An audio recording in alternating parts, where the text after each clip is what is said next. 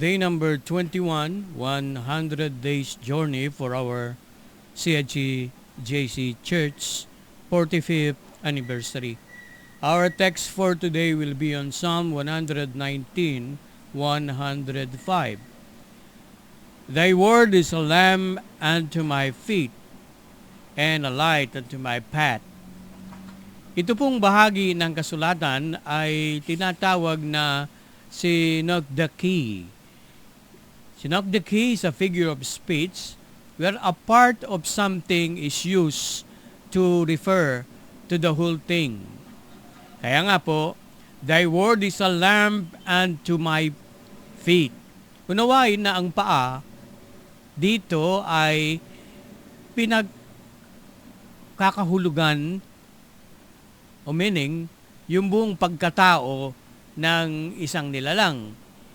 Kailangan natin ng liwanag sa ating landas na tatahakin. Napakahalaga na sa ating buhay ay prioridad ang pagnanasa na ating araw-araw na bigyan ng pahalaga ang pag-aaral, pagbabasa, at pagbubulay-bulay sa salita ng Diyos. Kapag ang salita ng Diyos ang ating gamit pang araw-araw na pangyayari sa ating buhay, tiyak na ang ating landasin ay isang masayang maghapon at ihahatid ng Panginoon ang kanyang gabay gamit ang kanyang salita.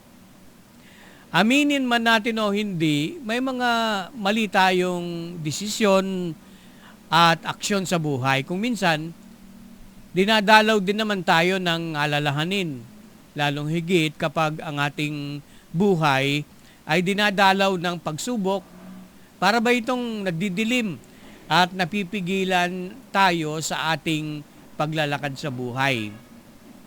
Hindi lingid sa inyo, mga kapatid, kaibigan, na may mga kasing gulang tayo na dinalaw na ng kadiliman ng sakit o kaya naman ng kamatayan.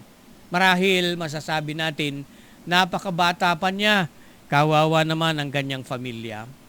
Sa mundong ating ginagalawan, ang bukas ay maaari nating iplano at ayusin, ngunit ang bukas at ang planong ito ay dapat may pailalim sa gabay ng salita ng Panginoon at biyaya ng Diyos.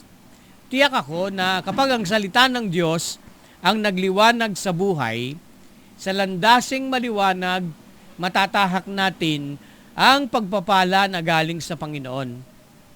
Maligayang buhay po sa inyong lahat. Tayo manalangin.